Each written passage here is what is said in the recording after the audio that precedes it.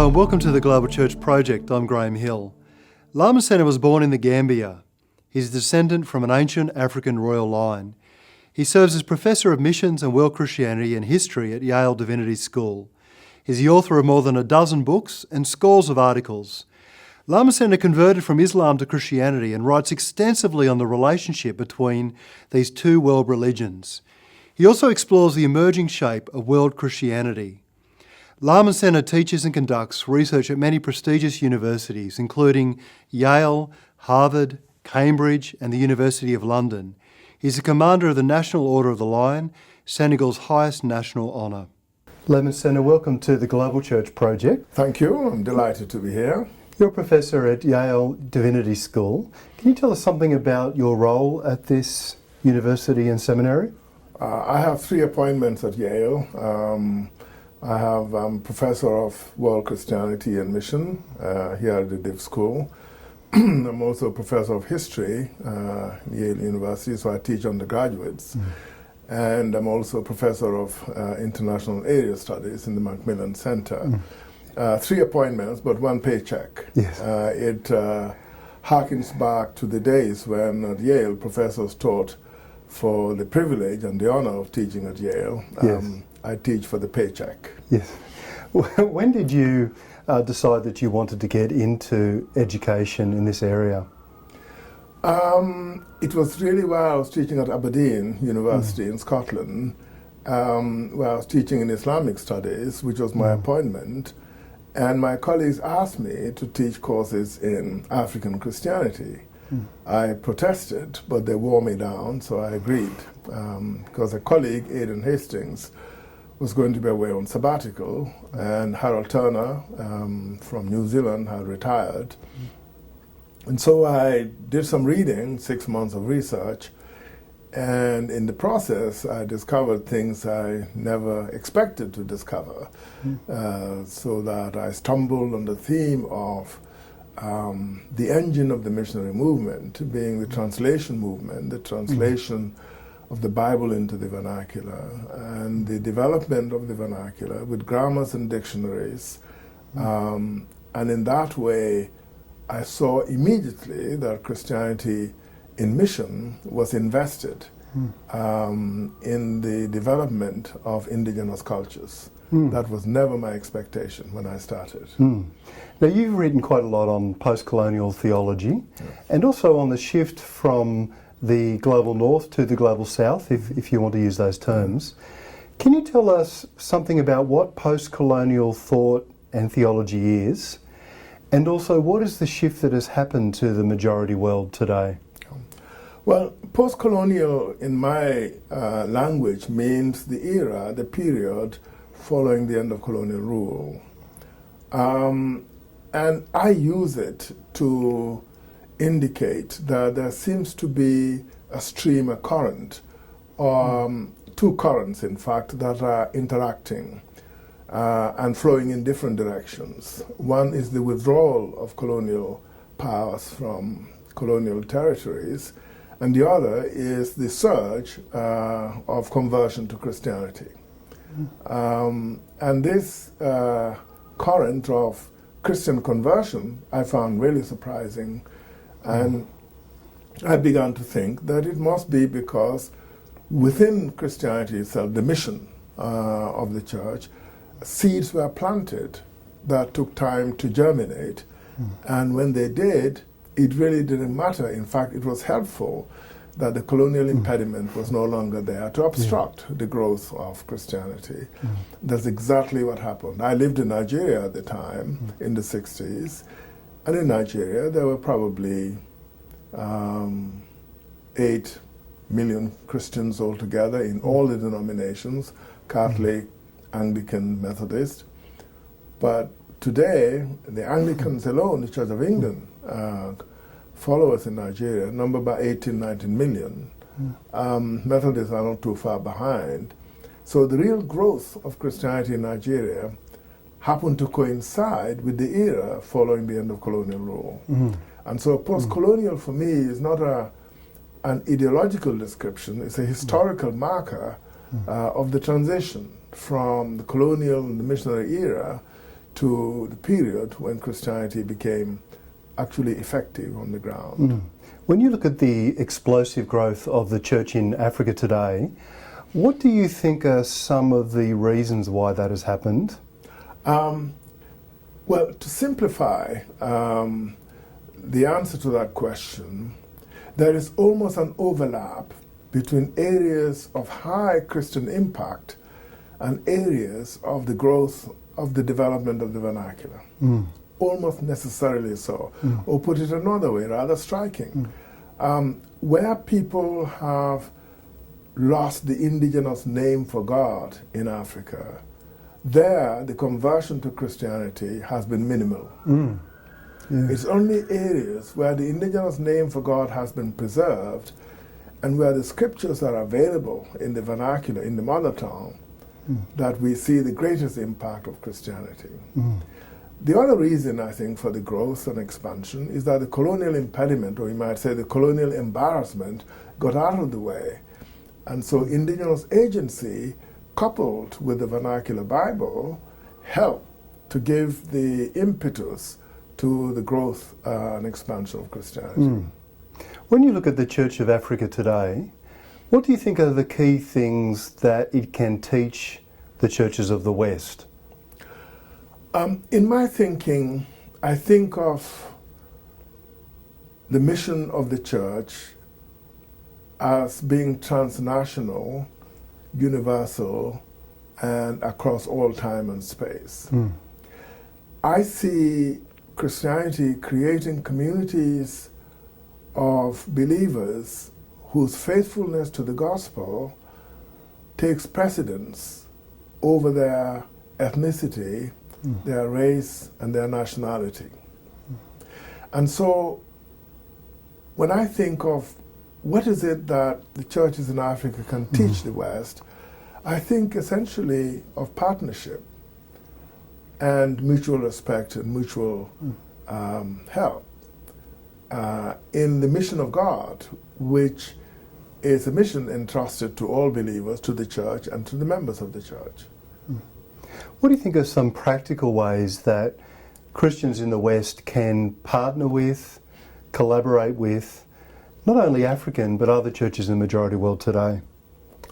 Well, there should be reciprocity. Christianity in the West has been in decline, if not numerically, certainly in influence. Christianity as a religion has been sidelined in the West. But the West is still endowed with enormous resources. It has the intellectual capital, it has the social capital, the great universities, great libraries, great theology, great cathedrals, great music, fantastic art.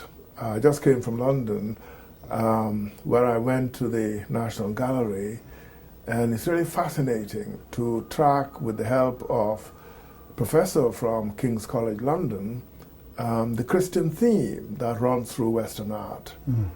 It's quite remarkable. In Africa and elsewhere, we haven't acquired those assets yet, but we have living monuments as testaments to the Christian faith.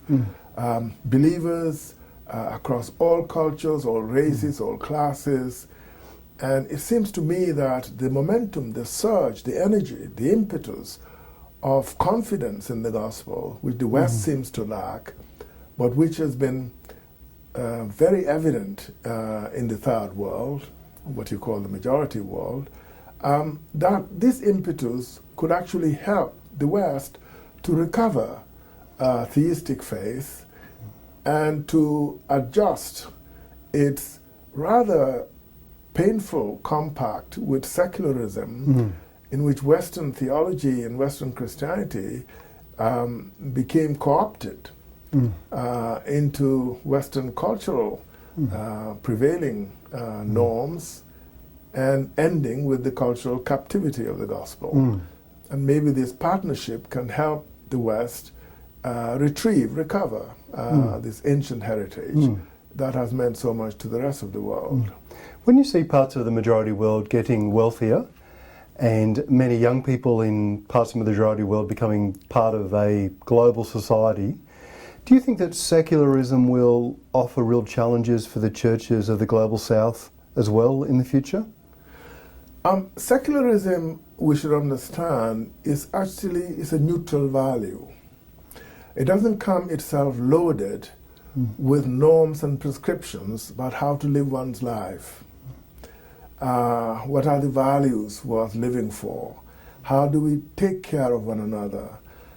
We should remember that the United States, when it started out as a young republic, setting up an experiment in democracy, reflected on the legacy of the Greeks or the philosophers. And Jefferson wrote very clearly that the philosophers had much to offer us, but there was something more that should make America a success that philosophy and Western secular tradition could not provide.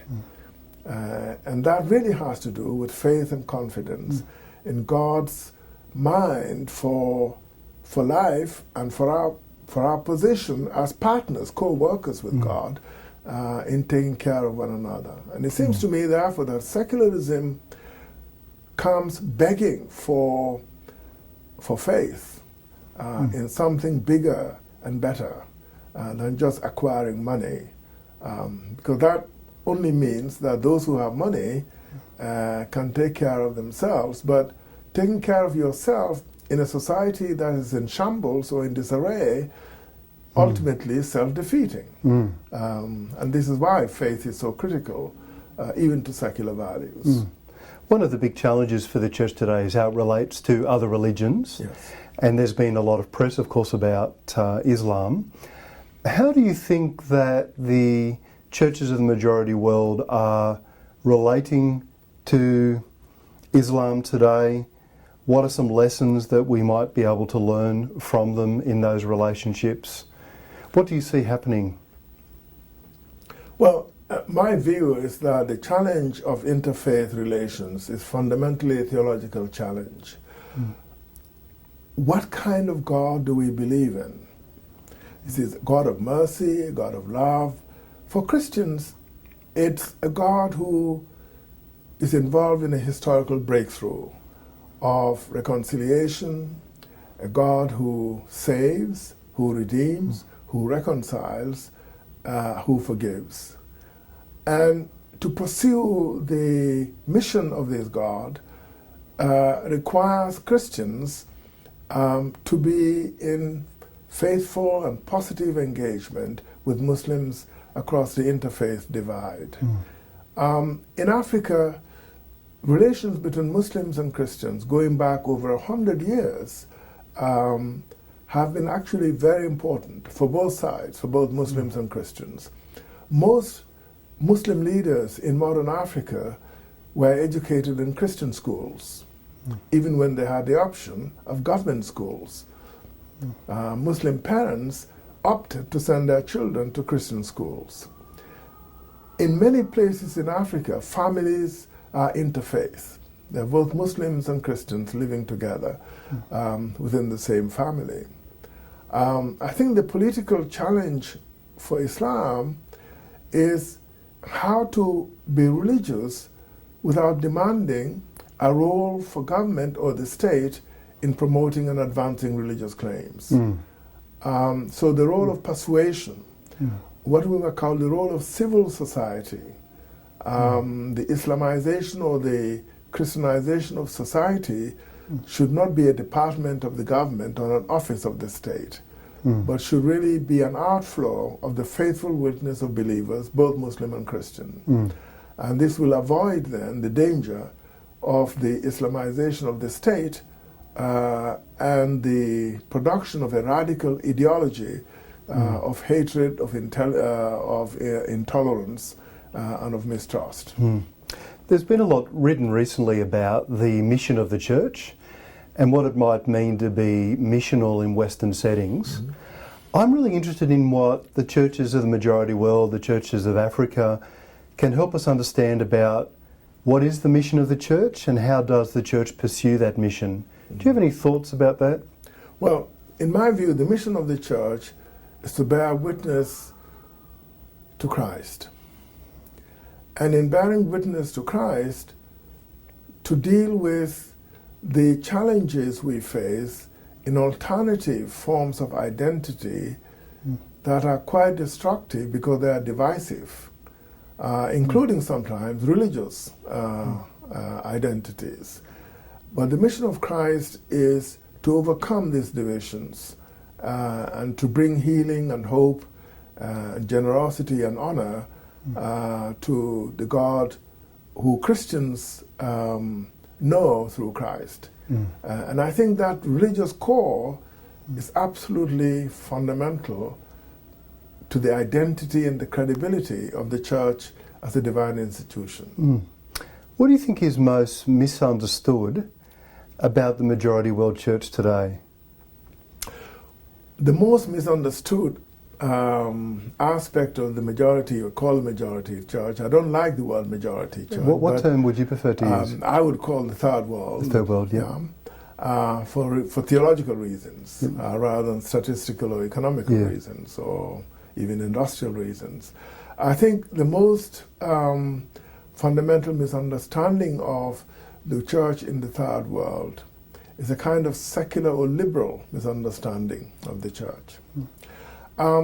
It's very easy for a cleavage to develop in the minds of critics in the West about the church in Africa and Asia being conservative and intolerant.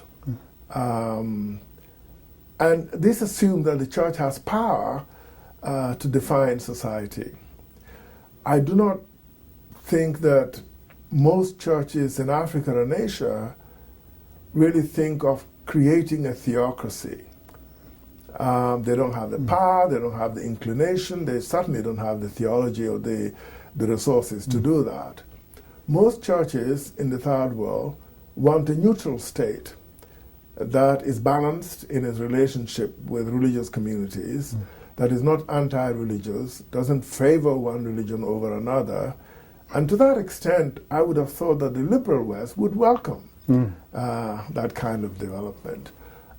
So this secular understanding or misunderstanding of the church in the third world, I think does really disservice to where the church is in society and in history. But I think it diminishes the prospects, the potential of Western partnership and collaboration with the churches to advance human rights, especially the education and the advancement of women in these societies. I've asked you what's most misunderstood about the majority world church. What do you think is most misunderstood about your writings? Anything? Again, I haven't really come across much. I've come across a lot of misinterpretation of what I'm saying or not saying.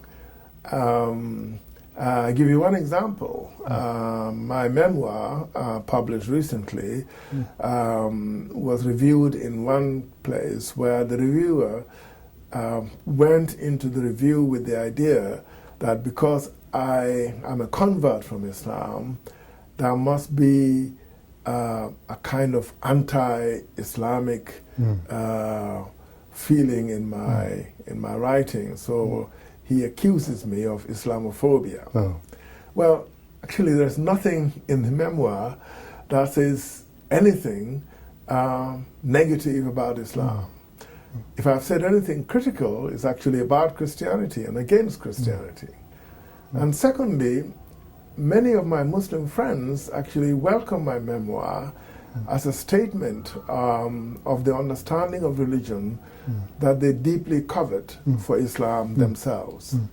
And so that's one example. It's as if people have not read my book, they just make an assumption that I would be coming at it from an angle that they would like to criticize. So they need a foil, they need an object to attack for their own purposes. So that doesn't really worry me too much. But I do think that one area of difficulty for Western readers for my work on mission and translation, the Bible and culture, gospel and culture, is the Western reluctance to abandon culture as a normative criterion of truth of the gospel, which is founded on the idea that the more advanced we are, the more money we have, the wealthier we are, the more lavish a wardrobe we have, the more educated we are, the more we can grasp the mind of God. And therefore, the closer we are to what God wants. But the poorer you are, the less you have in the world, the less educated you are, the less you have access to the mind of God. This is the cultural divide. Yes. That culture for the West is the key to faithful Christian life. And since the churches in Africa and Asia have less of that than the West, they must be less privileged, they must be less they must be more disadvantaged vis-a-vis access to the mind of God. And my writings are actually a challenge to that understanding of the gospel. Because I say if that was the case, Jesus died at a very early age, so he didn't have longevity. I don't think he lived in a culture of silent plumbing, of electricity, of the internet, of paved roads, of vehicles and transportation systems that are the envy of the world. He never lived in that kind of world, nor do the prophets of the Old Testament. And by the way, for the secular West, they should remind themselves that neither did Plato, nor Aristotle, nor Socrates lived in that kind of society. But we do not abandon, we do not overthrow their teachings on the basis that they were not modernized, they were not educated, they didn't have good sanitation, they didn't have good electricity, and so forth and so on. But I think the cultural captivity of the gospel in the West is a serious problem for Christianity. Is there anything else that you wanted to say to us today? I think the encounter with radical Islam, for me, with extremist violence in the Muslim world, is a reminder, a wake-up call to the West, that the theological underpinning of the value system of the world remains underexplored and underappreciated by a secular West. And we ignore this problem, this challenge, at our peril. And I do a lot of work trying to interpret the mind of the Muslim world to the West and vice versa. But I must say that in recent years I've become a little concerned, a little jostled by the lack of urgency, the sense of urgency in the West about the religious nature of the challenge we face. We think in the West that we can meet the challenge of Islam, of radical Islam that is, with economic measures, with military measures, with political alliances, but I'm not convinced that that will actually solve the problem or meet the challenge we face. And how would you suggest that Christian leaders today become more informed about these challenges and a preferred constructive response? The best way to understand the Muslim mind, in my view, is to be absolutely certain and clear about the core values of the gospel, the core values of the West. Respect for life, respect for women, equal education for boys and girls, care for the orphan, for the sick, for the outcast, for the stranger. These ideas of civic righteousness, which are grounded in civil society, not in government initiatives, these values are key to who we are as a people. And they also remain our values even if people disagree. We have a lot to contribute to the world, we have a lot to share with the Muslims, but they will respect us only if we respect ourselves. I give you one example. There's been a lot of criticism of the attempt by some Christian institutions to give space to Muslims to make the call to the prayer. Now, Muslims, for their part, say, we have not asked for that concession from the Christians because we cannot reciprocate. We cannot ask you, Christians, to come to the mosque and for you to make your appeal for worship from our mosques. We cannot reciprocate. We cannot give you that privilege. So why give us something we don't want, we never asked you for, in order for you to demonstrate that you're really on our side? We don't doubt that you're on our side, but you don't have to give up who you are in order to be our friends.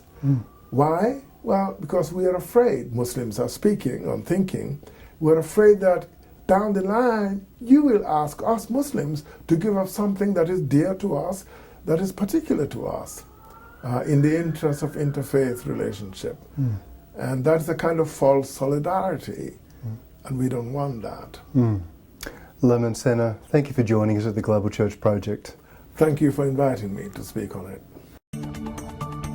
The Global Church Project is located at www.theglobalchurchproject.com. On our website you'll find a wide range of interviews and resources for colleges, universities and churches. I look forward to your company next time. From me, goodbye.